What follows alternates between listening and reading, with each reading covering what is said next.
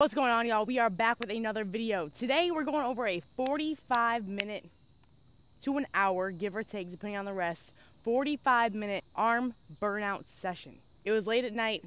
I got done with all my training. It was like 8 o'clock. I try not to train too late anymore because pre-workout really keeps me up at night. So I try to train. I would like to train around like 10 a.m., 11 a.m., but let's be for real. I take a nap after my clients. I would say 65% of the time after my morning clients. I'm either doing that or I'm doing work. So I usually don't get my workout into like 3 or 4. So this was a late night workout and I didn't want to take too long because I don't want to be too hyped up and then not be able to sleep. Because if I can't sleep, the rest of the day is going to be trash. I need like a solid 8 or 9 hours of sleep. If I'm getting 8 or 9 hours of sleep, I'm good to go. I don't need a nap the next day. I might want to because I enjoy napping. I love a good nap. But if I get like 8 or 9 hours of sleep, I don't have to nap. But anything less than 8, honestly, anything less than 8.5, I'm going to want to take a nap the next day. So this is a short arm workout for me. So whether you're on a time crunch because you have to get to work, because you have a hot date, because you have to go to bed, this is going to be the workout for you. All right, so we started with burning out our triceps. Almost every single arm workout that I do, I start by catching my triceps on fire. If you watched the last video of my leg day, the first thing I did was get my quads on fire. I worked the inside of my quads and I repped it out and I just fatigued them. I like to start off that way. I feel like I'm woken up. I feel like everything is a little bit more engaged. So almost every single arm day, I start out with triceps and I just rip them apart. All right, so we did 5 sets of 15 with the tricep push pull down with the ropes. Usually I'll stack up the weight and then stack back down, but this time I just did a clean 5 sets of 15, as heavy as I could, but still with good form. All right, so I kept the same weight pretty much the entire time. And when I'm warming up with this movement, I start really light and I will go up. I think I only went up to like 40 or 50. If I'm doing like straight bar or the fixed bars, I can go up to like 80. And a lot of times I will transition into it, but like I said, this is a faster workout. So we're going 5 sets of 15, catching our triceps on fire right away. So when you're doing a tricep pull down with the ropes, I do suggest ropes if you are new to weightlifting. Definitely start with the ropes. They're more flexible. It's easier to understand like the squeeze and the movement of your tricep. All right, so when you're hitting tricep push down, whether it's ropes, bars, whatever it is, you're gonna want to focus on keeping this portion of your arm in a fixed position and this portion is moving. If you watched my arm routine for beginners, I also went over this. If you haven't, check it out. You're keeping your elbow right by your side. You're not pinning it. You're keeping a little bit of a distance and you're pulling down, squeezing through. I always say with any biceps or tricep movements, don't move this upper portion of your arm. Keep your elbow right in the same place and use your elbow as a hinge. You see that stretch and that squeeze? I'm coming up, I'm stretching it out, coming down, squeezing it. All right, once you start going a little heavier, you can start swinging a little bit. I have different variations that I do with the push downs.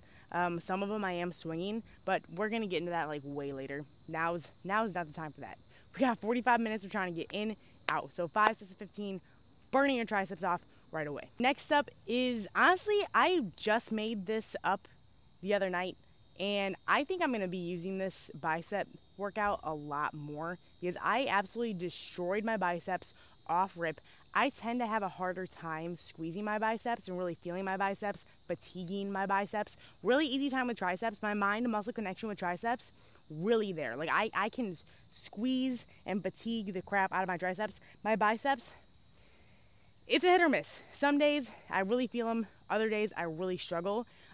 This movement definitely helped me catch them on fire and push a lot of blood into the muscle. Because that's what working out is all about. It's about pushing as much blood in the muscle as you can, breaking down those muscle fibers, coming up, contracting, which is constricting your blood vessels, and then coming down, expanding, which is letting all that blood rush in, which is what the pump essentially is, right?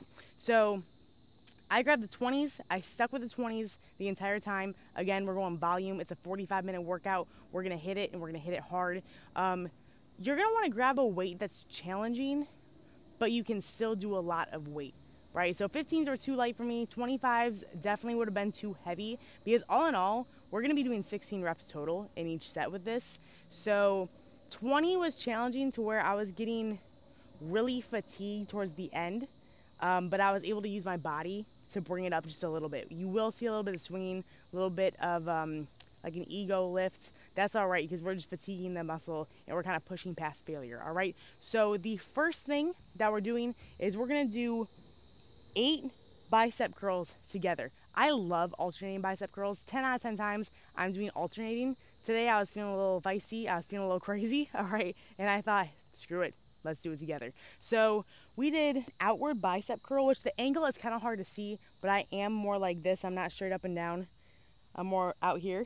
And what's gonna happen is when you're coming up, you're bringing, instead of bringing the dumbbell straight up towards your shoulders, you're cocked out and you're bringing up like this. So what that's gonna do is that is gonna be working on that inside of your bicep. If your hands are close together and you're gonna be able to see the outside of your bicep, that's the portion of the bicep that you're working. Now, if your arms are apart, the inner side of your bicep is showing, that's the part that you're gonna be working, all right? That's kind of how you remember wide grip is for inner bicep, close grip is for outer bicep. You have 2 heads to the bicep, outer, inner. Then we have like the hammer curls. That's gonna be for your brachialis. That's the small muscle that lays underneath your bicep for the peak, but we're not getting into that right now. So I did 8 reps with the outer grip coming up, trying to squeeze the inside of my bicep coming down, all right? You'll see when I get to like 5, 6, it does start to get a little heavy. It is harder to move heavy weight when you're doing both arms at once. That's why I prefer alternating bicep curls as well. But so as I go on, you'll see it starts to get a little heavy. You'll see me drop it and swing it back and forth.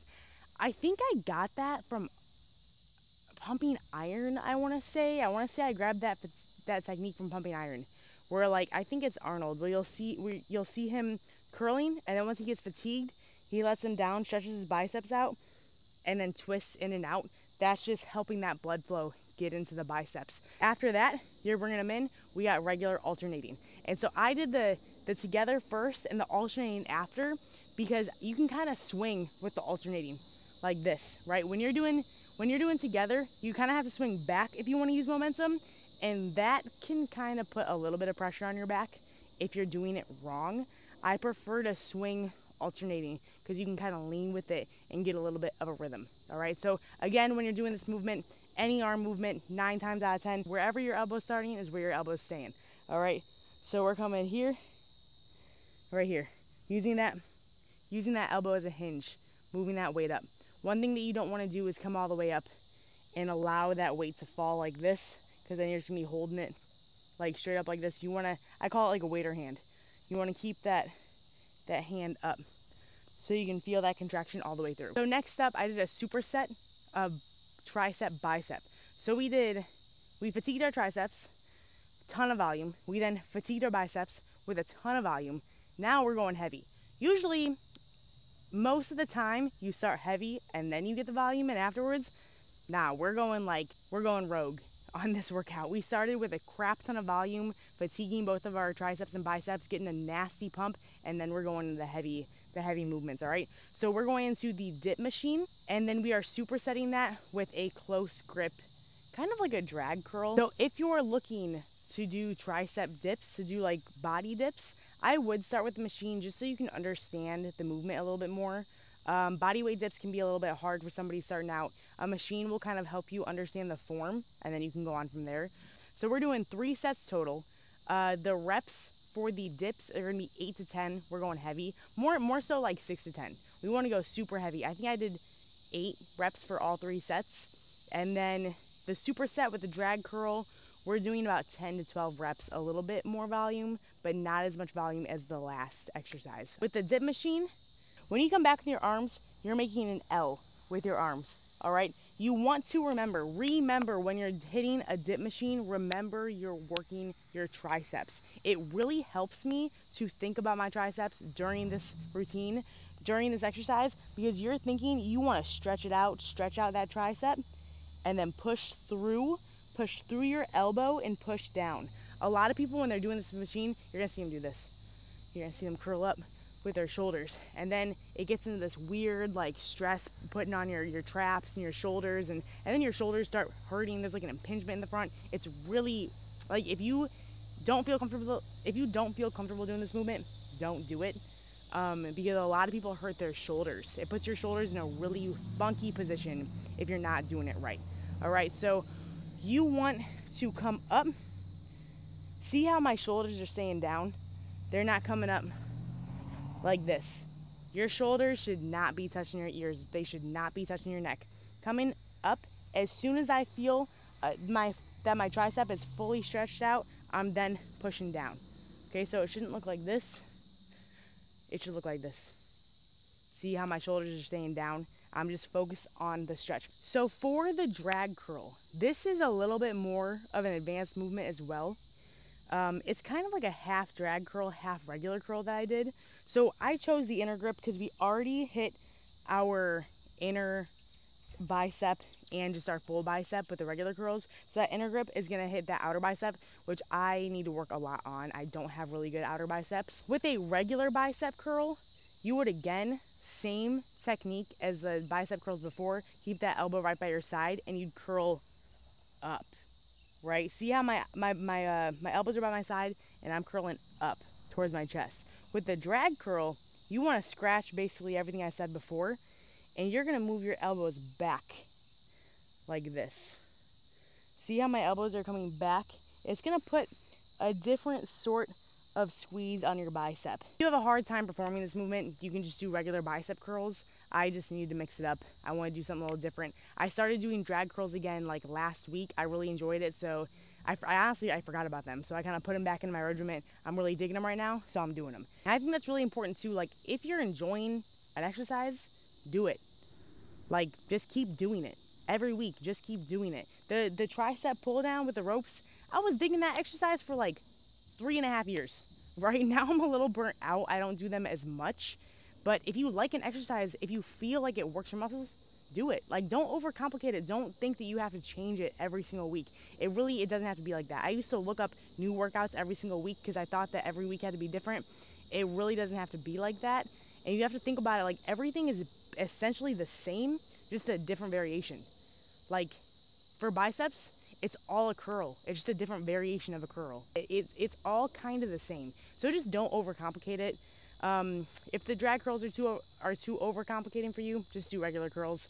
But no, I really like to mix that up, throw that in there from time to time. After this, I went into 3 sets of concentration curls. I do concentration curls pretty much every workout. I really like them. I like the way they feel. Again, don't overcomplicate it. If you like it, just do it. This concentration curl machine is a little different. I've never seen one like this. It's flat, which I do like. I like to change it up like that. Usually concentration curl machines, you kind of like are hunched over and your arms are in this type of position. This one's flat, which is very interesting. So concentration curl machine, your tricep is going on the mat. And when I'm curling, I like to keep my palms out like this. I feel like if I curl and I curl like this, like where my nails are facing my bicep, I feel like there's a little bit less stress at the top of my bicep curl, which I want to feel that contraction. I want to feel that stretch. So when I come up, really, really simple hack, face this away from you. Face your palm away from you, and you're curling up like this. Kind of, again, keeping that flat. I call it like a waiter hand. When I do bicep curls, I like keeping that waiter hand. You'll almost always see my palm facing the ceiling when I come up. Because if it's like this, if you're coming up and your palm is facing you, it's gonna relieve that stress off your bicep. You wanna feel that full contraction. And last up, I did some overhead extensions, one arm with the cable, just to fatigue my triceps out a little bit more. I did 3 sets of anywhere from 10 to 15. A little closer to 10. I like to go a little bit heavier on this movement. If I'm doing dumbbells, I'll always go heavier. Cables, I'll tend to switch it up. I've been going heavier lately on it. So with this movement, you're coming up here. Again, this portion of your arm is staying in the same position. It's almost like you have the back of your arm, your tricep locked onto a wall. Okay, so my tricep is locked onto a wall, right? Pushed up against a wall. We're coming down and back up. See how my tricep squeezes right here?